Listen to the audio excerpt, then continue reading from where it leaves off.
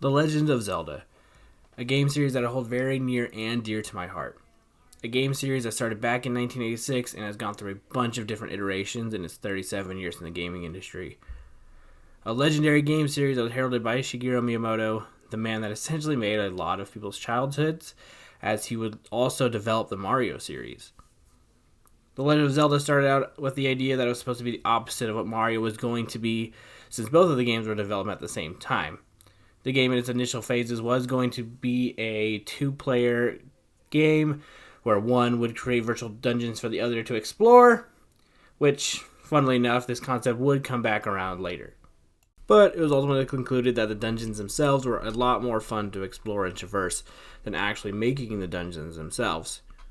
Miyamoto would develop the concepts for the game based off of his childhood experiences, exploring the locations around his home, creating makeshift slingshots, and creating puppets to keep himself amused. Taking inspiration from the Black Onyx and Ultima, the game, codenamed Adventure title, would begin development at Nintendo. The story was originally slated to have the main character going between the past and the future, hence the name Link, as he would serve as the link between the two, with his appearance being a reference to Peter Pan, with them recruiting Keiji Teru, a screenwriter of Dr. Slump and Dragon Ball fame, to help pen the game's backstory. The time travel story would be dropped, however, and instead a more medieval tale with a damsel in distress would be used in its place, with the damsel's name of Zelda coming from the wife of novelist F. Scott Fitzgerald. Koji Kondo would go on to create the iconic soundtrack for the game, with Miyamoto creating the gameplay. They would, however, run into a few difficulties creating the game with the limitations of the Famicom in mind, and Koji Kondo running into an issue where he would like to use Bolero by Maurice Ravel for the opening title screen, but could ultimately not get it, as the copyright for the song was still in place at the time. However, he did just end up reusing the overworld theme and just rearranging it for that instead. But even with all the difficulties they faced, the game would go on to be a massive success, starting a series that revolutionized the action-adventure genre, and starting a game series that would go on to be loved by many, myself included. It all started here with the original game. Please come along with me as I go through the entire series, the development, story, mechanics, and gameplay of each of the Legend of Zelda games. I am not sure just how long this will take, considering just how long the games have been going on for.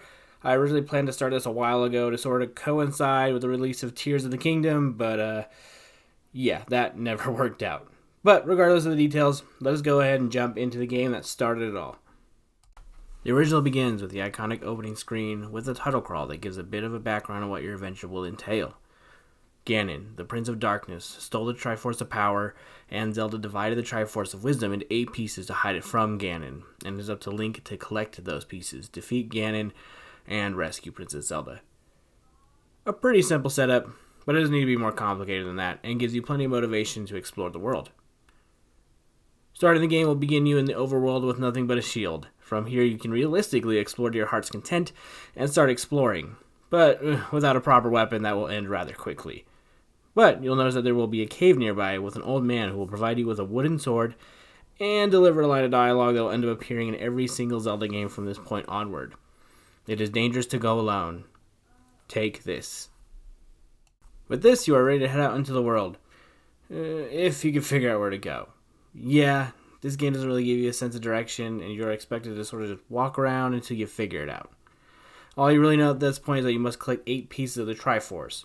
How you go about that is up to you to figure out. This game gives you a lot of freedom, however, that would really not be replicated again until Breath of the Wild. You are truly on an adventure to save the world. I would strongly suggest a walkthrough, however, to help guide you if this is your first time playing through this game, as the game can be quite obtuse, to put it lightly, as it definitely has that old school charm, with vague messaging given to you throughout in the form of the old wise men that populate the world. In terms of overall gameplay, it is pretty simple. You have one button for your sword and the other one for your current held item. These items will be found throughout the game and will be used in multiple puzzles and situations throughout your journey. The world will also be populated with a multitude of monsters that will try and impede your journey, from Octoroks, Moblins, Peahats, to Lynels. Yeah, those Lynels. This makes the overworld a fairly dangerous place to traverse as you get lost and try to figure out what you need to do. But before you even enter the first dungeon, you can get yourself a decent amount of upgrades in the form of a better sword, ring that will boost your defense, a couple of heart containers that boost the amount of hearts you have, and bombs. I would strongly recommend grabbing these items first, as they will assist you greatly as you go through the dungeons. Speaking of the dungeons, you will find them throughout the world as well as you explore, and will hold the pieces of the Triforce that you will need to defeat Ganon. You will be able to tell if you are a bit out of your depth in a certain dungeon because they all have levels attached to them as well, going from 1 to 9. You will obviously want to start with level 1, as you may not be able to progress within the later dungeons without some of the items from the earlier levels. Beginning with the level 1 dungeon, this dungeon will be found in the center of the overworld map on an island. This level ultimately will not give you too much grief, especially if you grab some of that extra gear first. This place will give you a good rundown on what the gameplay inside of the levels will be like. You will go room to room, defeating monsters and solving puzzles. A pretty straightforward formula overall. There will also be maps and compasses in each of the levels that will show you what the dungeon looks like and where the boss is. You will also unlock doors with keys found in the dungeons in order to progress. These keys are universal and can be used in all of the levels. Old men will also be encountered in these levels as well that will provide cryptic hints on things in the game, either for the levels you are in or for the overworld. For example, the one in here states that Eastmost Peninsula is the secret. See, pretty cryptic, and most of them are like that. In level 1, you will encounter Stalfos, a skeleton-like enemy, Keese, a bat-like enemy, Gels, a gel-like enemy, and Garias, who will toss boomerangs at you. There will also be wall masters who can grab you and bring you back to the beginning of the dungeon, which can be quite a pain in some of the later dungeons, considering how long those can get. But in here, you can grab the bow and boomerang. Just a word of warning about the bow, you will notice that you do not get arrows per se, but you can still shoot arrows. That is because the arrow pool is your current stash of rubies, so be careful not to drain yourself of cash, as that cash can be used to purchase some very helpful items later in the game. There will also always be a boss at the end of these as well that will be guarding the Triforce piece. The boss of level 1, for example, will be Aquamentus. A fairly easy boss to deal with. Poke him on the head and avoid his fireballs, and he will fall sooner than later. You will also notice that the enemies will always drop a heart container, and after they are defeated, you are able to grab the Triforce piece. So go ahead and grab the first Triforce piece, and we'll move on. From here, you will move on to level 2, which is located on the eastern side of the map within the forest. This dungeon is fairly simple. You will encounter ropes, a snake-like enemy, the Gels, Gorias, and Moldorms. You will also find the upgraded boomerang here as well, which is kind of fast considering you just got it, but hey, that's cool anyways. The boss here will be a fight with a Dodongo. And, fun fact, a lot of the enemies that can be found throughout the series will start here, like the Octoroks, Moblins, Tektites, etc. The old man located in this dungeon will mention that Dodongo dislikes smoke. This will give you the hint that you gotta feed it some bombs, and it will be lights out. Nab the Triforce piece and move on to the next level. Level 3 will be located pretty close by to the west of the starting location.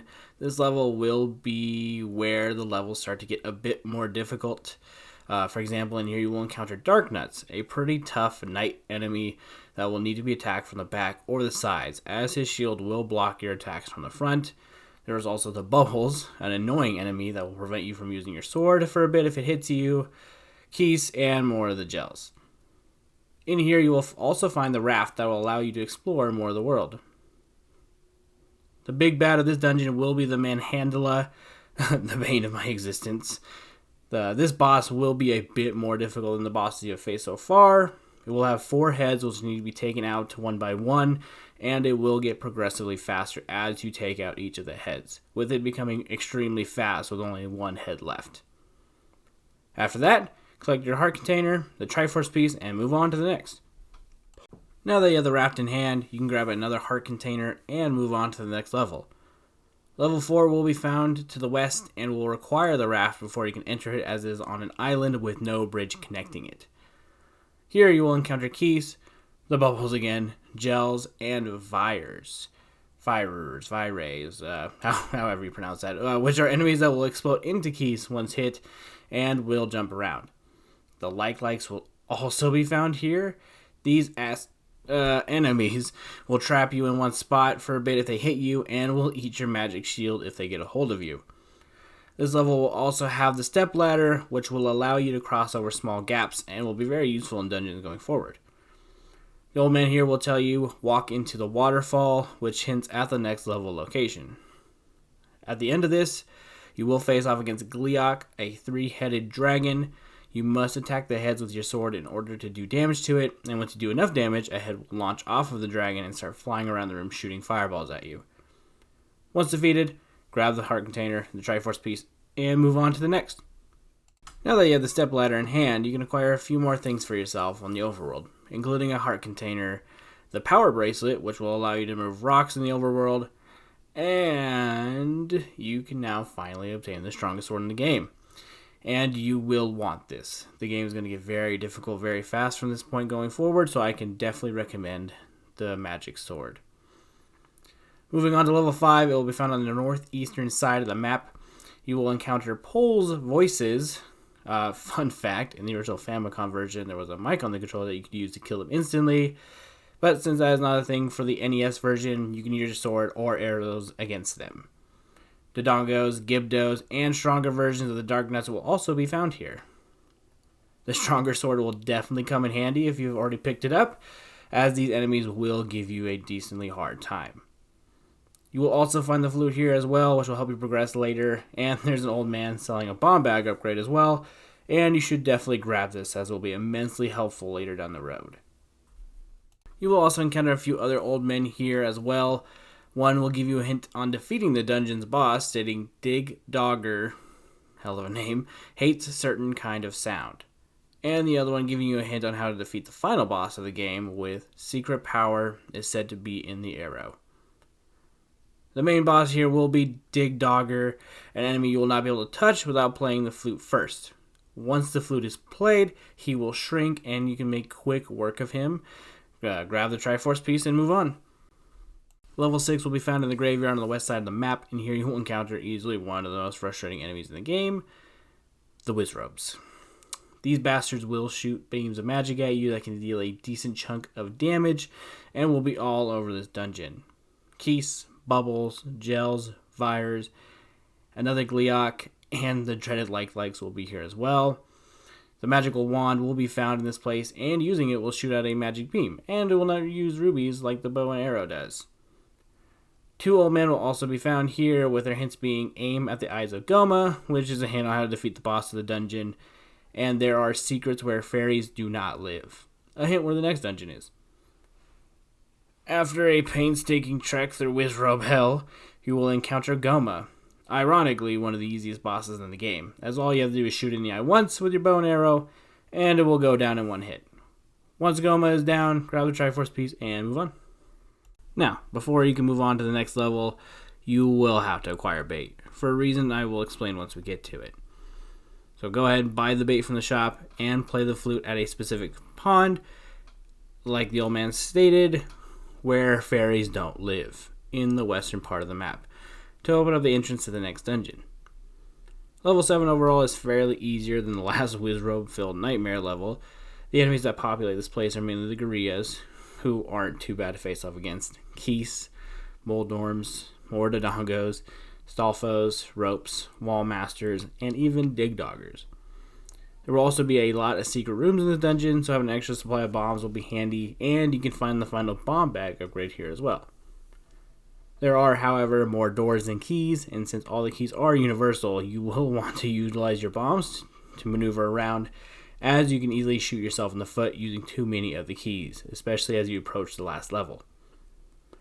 The red candle will also be found here, which is essentially a better version of the blue candle, along with the room with the old man, who will give you the hint that there is a secret in the tip of the nose, which is referring to the top right of the dungeon, which will have a secret passage to the boss. There is also a hungry but friendly gorilla. This is where you'll end up using the bait you bought earlier, as you cannot get past him otherwise. The boss of this dungeon is Aquamentus again. He hasn't received any real upgrades since the last time we fought him, but it can be pretty euphoric to easily wipe the floor with him, especially if he gave you trouble before. Grab the Triforce piece and move on. The next level will be on the lower east side of the overworld and require burning a tree to unlock. Level 8 is quite a doozy, and I recommend grabbing the potion that refills your hearts and bomb upgrades beforehand, as they will help greatly here. The main reason why I say this is because you'll be going through quite the gauntlet going forward here. This dungeon will throw multiple manhandalas, gomas, pulls, voices, keys, dark nuts, and gibdos. Level 8 will have both the magic book, which upgrades your magic wand to shoot fire, and the magical key. I cannot stress this enough. Make sure you grab this key before you leave the dungeon, as it will make the final dungeon much easier to traverse. Take this advice from someone that royally messed up the first time and did not grab the key. It makes it a real pain to get through that final dungeon without it. Two of the old men will also be found here who will give you the hints. Spectacle Rock is the entrance to death, which hints at the location of the final dungeon, and 10th enemy has the bomb. A very cryptic message that was not truly understood until someone dug deep within the game to figure out exactly what that meant. And it essentially translates to every 10th enemy you kill will drop a bomb. If you want more info on this, I highly recommend this video by Pop Fiction that explains it way better than I could. Other than that, the boss will be Gleeok again, but this time with an upgrade in the form of a fourth head that will make this foe a little bit more difficult to face. Kick his dragon ass to the curb and grab the next Triforce piece. You will now have the fully completed Triforce of Wisdom and will be ready to face Ganon. Death Mountain, or level 9, will be at the most northern point of the map and will have Lynels surrounding it. Now, can you imagine having to fight 3 Lynels at once in Breath of the Wild? Eesh. Well, if you think that's bad. Fun fact, the screen to the left of the dungeon entrance with the potion seller will have 5 of them. Speaking of the potion seller, you will want to ensure you are stocked up well before you enter this dungeon, as you will need it here. The final dungeon will live up to the name of Death Mountain. Now, did you get the magical key from the last level? You should probably do that. I mean, granted, yes, you can beat the last level without it, and hell, I did that in my first run through because I am dumb, but in my experience, the level's a lot more manageable with it in hand. Entering Death Mountain will have the old man greeting you at the entrance, because while you can enter Death Mountain as soon as you can get the bombs, you will not be able to traverse it without the Triforce of Wisdom, as the old man will stop you in his tracks. But we have the Triforce, so you will be able to enter. And yeah, this is the ultimate test of your skill you have built up throughout the whole game. Whiz robes, keys, likes, more whiz robes, bubbles, a new enemy called Lanmola that is similar to the Moldorm but faster, another new enemy called the Patra. These guys are a massive pain, as you'll have to kill the smaller eyes surrounding it before you can hit the main one, and they move quick, as the small ones will rotate around the large one. And more fucking whiz robes. This dungeon will also be quite difficult to traverse, as it can get pretty easy to get lost or lose track of where you have to go next. There will also be a few items in this dungeon, one being optional while the other one will be required to take Ganon down. The first one will be the red ring, which will offer a higher damage resistance than the blue ring, and will help you out greatly in this dungeon, as everything will hit you much harder. The other item will be the silver arrows. These will be the only thing that can deliver the finishing blow to Ganon, so they will be a requirement to pick up. You'll also find another old man here that will provide easily the most straightforward hint that is in the game. Go to the next room. Going through the level can be quite an endurance test, so make sure you have a potion stocked, as you will be getting hit quite a bit, and even with the red ring, you will start losing health pretty fast. But after going through the dungeon and dealing with the goddamn whiz, you will finally be at the door to Ganon. Once you enter, Link will hold up the Triforce of Wisdom, which will reveal Ganon, the Prince of Darkness. And in this game, he has taken on his swine form, and depending on what games you have played, you may be unfamiliar with this look. Because in some of the Zelda games, he does have a more humanoid form. But depending on the game, he can swap through the two forms pretty regularly. But here, once he is revealed, Ganon will turn invisible and shoot fireballs at you. You will have to hit him with your sword, and it can be quite difficult to do so as he moves around the room pretty fast and randomly. Your best chance to hit him will be around the fireballs that he shoots, but like I said, it is pretty random where he will be. Once you have been able to successfully hit him a few times, he will reappear. Now, this is the time to use the silver arrows to finish him off. You will not be able to take him down otherwise. Once he is shot, he will explode, and the Triforce of Power will fall to the ground. Pick it up and head to the next room where Princess Zelda will be waiting. Stab at the fire to make him dissipate. Be careful not to accidentally kill yourself in the fire, as you could easily do that. And approach her. This will be the end of the game. You have finally returned peace to Hyrule. For now, at least. From here, you will also be offered the second quest, which will be indicated with Link holding a sword for the save icon. You can also start the second quest if you named your save file Zelda as well. All caps. The second quest is a more difficult version of the main game, where the dungeons are located at different places on the overworld, and the shops and heart containers have changed locations as well. This provides a nice extra challenge for those familiar with the game, and will also start the trend of Zelda games having a second version of the main game to go through. So yeah, this game is amazing. I feel like I don't know how to tell you that. If it wasn't, I don't think it would kickstart a series that persists even to this day. This game definitely has its rough parts, of course, being an NES game from that era where games were quite difficult. The game can be pretty obtuse, and sometimes the way forward can be very confusing to find, and the cryptic hints given throughout the game aren't always the most helpful.